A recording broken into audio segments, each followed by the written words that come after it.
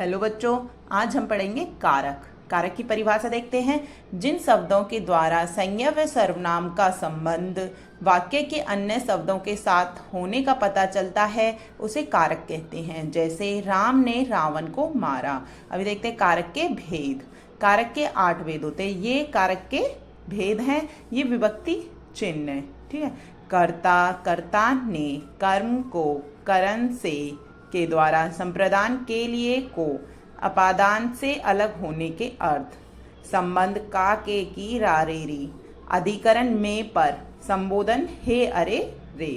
अभी देखते हैं हम कर्ता कारक। नंबर 1 पॉइंट हमारा कर्ता कारक, जो वाक्य में क्रिया को करता है या काम को करता है। जो वाक्य में जो काम करता है ना, उसको कर्ता कारक कहते हैं। ठीक है। विभक्ति चिन्ह है इसका ने। जैसे राम ने रावण को मारा। अभी काम कौन कर रहा है? राम। राम ने मारा ना, तो क्या है? राम। इसमें क्या? कर्ता कारक। बालक ने कुत्ते को मारा। बालक ने मारा है तो बालक क्या है? कर्ता कारक है। और एक तरीके से हम कैसे देख सकते हैं, जैसे ने है, विभक्ति चिन्ह कर्ता की ने, तो इसमें बालक क्या हो गया? बालक इसमें कर्ता है। कर्ता कारक जो ने से पहले जो शब्द आता है, जैसे इसमें ने से पहले जो आया, विभक्ति चिन्ह से पहले जो आता है, वही हमारे कारक होते हैं। ठीक है। नंबर 2 देखते हैं कर्म कारक। वह वस्तु या व्यक्ति जिस पर क्रिया का प्रभाव पड़ता है उसे कर्म कारक कहते हैं। कर्ता क्या था? जो काम कर रहा है। और कर्म क्या है? कर्म है जिस पर प्रभाव पड़ता है। इसका विभक्ति चिन्ह को होता है। जैसे राम ने रावण को मारा। राम तो क्या हो गया? राम ने मारा, काम कर रहा, तो राम तो इधर में कर्ता कारक हो गया। और रावण को मारा, किसको मारा है? प्रभाव किस पर पड़ रहा है? तो रावण पर पड़ रहा है, तो वो क्या है? कर्म कारक। बच्चों ने बिल्ली को मारा। इसमें को क्या? विभक्ति चिन्ह है। को से पहले जो हमारा शब्द रहता है वो क्या हमारा? कारक होता है। ठीक है। बच्चों ने क्या है? बच्चों काम कर रहे हैं, तो कर्ता क्या है? बच्चों। और प्रभाव किस पे पड़ रहा है? बिल्ली पर पड़ रहा है, क्योंकि बिल्ली को मारा गया है, तो इसलिए क्या? कर्म कारक है।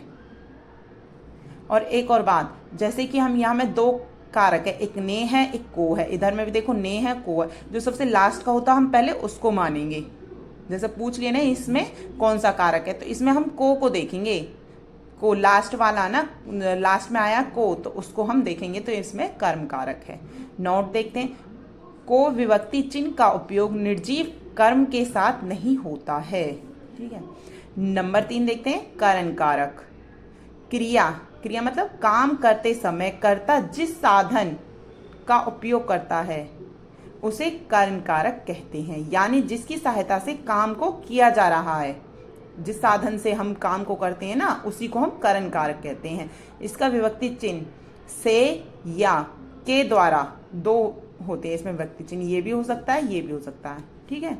अभी जैसे उदाहरण देखते हैं। राम ने रावण को भाला से मारा। अब इसमें सबसे लास्ट में क्या? से, तो इससे पहले वाला शब्द क्या? हमारा करण कारक। तो इससे और कैसे देख सकते हैं कि जो राम ने रावण को भाला की सहायता से मारा है, भाला का प्रयोग किया है, ये साधन क्या? भाला है। बिना भाला के नहीं मारा था, तो इसलिए क्या? भाला क्या है? इसमें करण है। जिसमें बताया गया ना, कर्ता जिस साधन का उपयोग करे, साधन क्या हमारा? भाला। वह कलम से लिखता है। से है, से पहले क्या है? कलम। और क्या है? जो वह कलम से, कलम क्या? साधन है, कलम के द्वारा ही लिख रहा है, कलम से लिखता है। ठीक है। सीता ने चाकू से सब्जी काटी। अभी क्या है? सीता ने चाकू से, साधन क्या हमारा? चाकू। एक तरह से तो हो गया हमारा करण कारक चाकू। और जो से है, से पहले जो आ रहा है वो क्या हमारा? चाकू है, तो इसलिए करण कारक क्या है? चाकू। ये तो विभक्ति चिन्ह होते हैं। ठीक है। नंबर 4 देखते हैं संप्रदान कारक। जब कर्ता किसी दूसरे के लिए काम करता है या दूसरे के लिए कुछ किया जाए तो संप्रदान कारक कहते हैं। इसे देखो, प्रदान, कुछ भी देते हैं, प्रदान करते हैं, तो इसी से पता चल रहा है कि ये हमारा क्या है?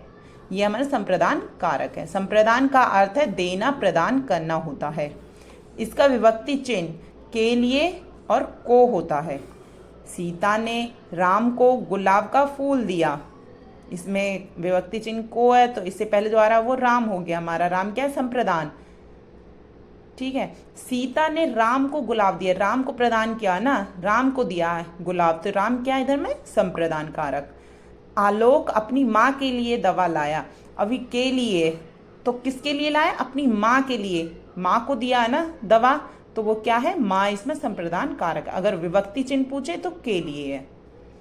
आप अपने माँ बाप के लिए पढ़ते हैं, के लिए आ गया, ये क्या विभक्ति चिन्ह है? किसके लिए? माँ बाप, उससे पहले क्या? माँ बाप। ठीक है, तो माँ बाप क्या है इसमें? संप्रदान कारक। नंबर 5 देखते हैं, अपादान कारक। जिस क्रिया से एक वस्तु का दूसरे वस्तु से अलग होने का भाव प्रकट हो उसे अपादान कहते हैं। अपादान मतलब अलग होना। इसका विभक्ति चिन्ह से होता है। पत्ते का पेड़ से गिरना, अभी पत्ते जो पेड़ से अलग हो गए हैं, मतलब गिर गए हैं, तो वो क्या? से क्या है इसमें? विभक्ति चिन्ह। पेड़ क्या है इसमें? क्योंकि से पहले आया पेड़, और पेड़ से अलग हुए हैं, तो ये यहाँ में क्या अपादान कारक? पेड़। गंगा हिमालय से निकलती है, अभी हिमालय से गंगा नदी क्या? अलग हो गई है, तो वो क्या? निकल चुकी है, तो ये क्या है हमारा? से क्या? अपादान कारक की विभक्ति चिन्ह है। हिमालय क्या है? अपादान कारक।